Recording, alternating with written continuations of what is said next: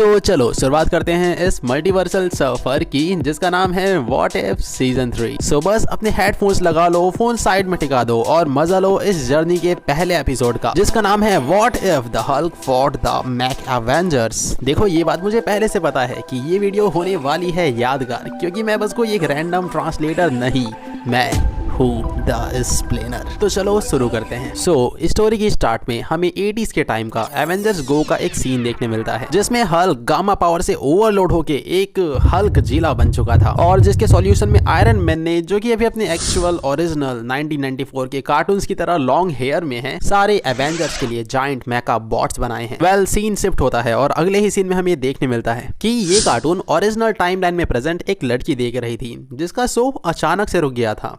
पर आखिर क्यों? इस सवाल का जवाब हमें पूछने से पहले ही मिल गया, क्योंकि वहां अचानक से जमीन हिलने लगी थी और काफी सारे गामा मॉन्स्टर्स पहुंच चुके थे पूरे शहर को डिस्ट्रॉय करने। अब यहाँ स्टोरी की कमान आती है वॉचर के हाथों में, जो कि हमें ले चलता है पास्ट में, वहां जहां से इन सारी चीजों की शुरुआत हुई थी। सीन में हमें ब्रूस बैनर और सैम विल्सन एक साथ रनिंग करते दिखते हैं, जो कि बिल्कुल एक रेफरेंस है विंटर सोल्जर से। वैसे यहाँ इन दोनों का इंट्रोडक्शन होता है और सैम को पता चलता है कि बैनर ये रनिंग एंड ऑल दैट अपने गुस्से पे कंट्रोल करने के लिए कर रहा था। तो सैम विल्सन अब यहाँ ब्रूस की मदद करने की सोचता है कुछ थेरेपी क्लासेस के थ्रू, और इन थेरेपी क्लासेस के बीच यहाँ तुम बैनर की बस ये लाइन सुनो। बैनर कहता है, तुम्हें पता है सैम, जब वो बाहर आता है तो इसमें सबसे खराब चीज मुझे आने वाला गुस्सा नहीं है, बल्कि ये मुझे लगने वाला डर है जो मैं सबकी आंखों में देखता हूँ खुद के लिए। और यहाँ सैम को एहसास होता है कि एज अ काउंसलर से ज्यादा वो एज अ फ्रेंड बैनर की मदद कर सकता है। बस यहाँ से शुरुआत होती है इनकी दोस्ती की। स्टोरी में आगे हम इन दोनों को एक बोट में चिल मारता देख सकते हैं और यहाँ बैनर का मूड काफी कंट्रोल में था, पर नेचर की कुछ चीजें कंट्रोल नहीं की जा सकती और वहाँ अचानक से एक तूफान आ जाता है जिसमें कुछ ऐसा हो जाता है कि बैनर का कंट्रोल हल्क से हट जाता है। पर बैनर सैम को अपना ये साइड देखते नहीं देख सकता था। बस अब ब्रूस यहाँ कुछ ऐसा कर जाता है जो उसे शायद नहीं करना चाहिए था। वो कहता है कि गामा ने मुझे ये मॉन्स्टर दिया है तो मुझे यकीन है कि गामा मुझसे ये मॉन्स्टर मिटा भी सकता है। पर यहाँ चीजें वैसी हुई नहीं जैसा ब्रूस ने सोचा था और अपने अंदर के मॉन्स्टर को निकालने की कोशिश में ब्रूस एक जिंदा नया मॉन्स्टर ही बना बैठता है, जिसके गुस्से को रोकने के लिए ब्रूस के कॉन्शियसनेस का कोई कंट्रोल नहीं था।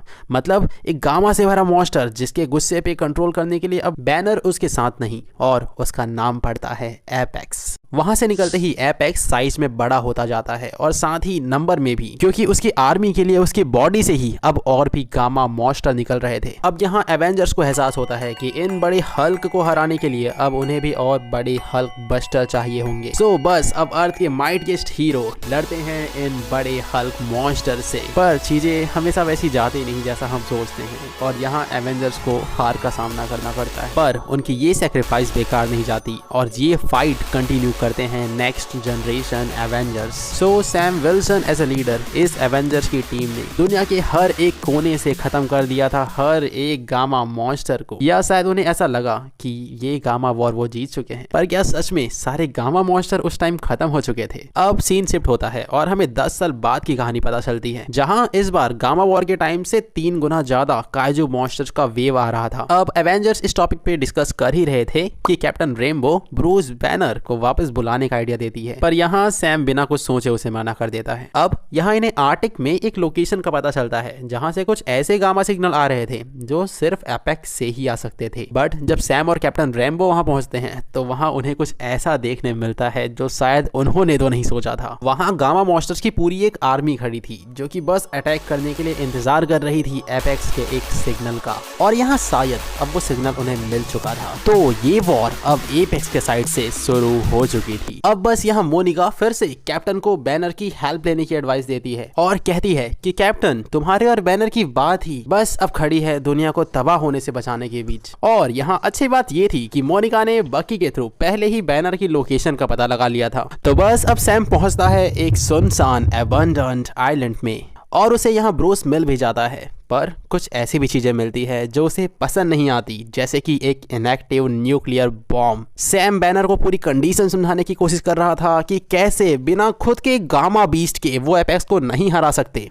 यहाँ ब्रूस सैम को साफ साफ मना कर देता है, पर उसे एक फेवर देता है जिसे उसने नाम दिया था the mighty Avenger protocol. But Sam यहाँ गुस्से में आके कहता है, क्या पूरी दुनिया तुम्हारे बनाए मॉन्स्टर से लड़े और तुम बस यहाँ डर से बैठे रहो? बैनर रिप्लाई करता है, डर के बारे में तुम्हें क्या पता सैम? तुम्हें क्या लगता है ये प्रोटोकॉल मैंने क्यों बनाया था? और यहाँ जाके सैम को रियलाइज होता है कि ये प्रोटोकॉल बैनर ने किसी और के लिए नहीं बल्कि खुद को रोकने के लिए बनाया था। अब यहाँ सारे गामा मॉन्स्टर्स पहुंच चुके थे अपनी पूरी आर्मी के साथ न्यूयॉर्क तक, पर इस बार एवेंजर्स भी खाली हाथ नहीं थे। शुरुआत में तो उनका हाल कुछ खास अच्छा नहीं था, पर जब शुरुआत होती है बैनर के माइटी एवेंजर प्रोटोकॉल की, तब दिखता है एवेंजर मेगावॉट का असली पावर। और कैप्टन के एवेंजर्स असेंबल बोलते ही सारे मेगावॉट्स आपस में कंबाइन होके बना चुके थे एक जायंट मेगावॉट, जो कि काफी ओवरपावर्ड था, पर शायद सिर्फ उन छोटे गामा मॉन्स्टर्स के लिए। पर जब बात आई एपेक्स की, तब ये हाइब्रिड मैक भी एपेक्स के रेडिएशन के सामने नहीं टिक पाया। अब यहाँ कैप्टन रैम्बो इन्फॉर्म करती है कि आसमान में कुछ है। सैम रिप्लाई करता है कि ये कैसे हो सकता है,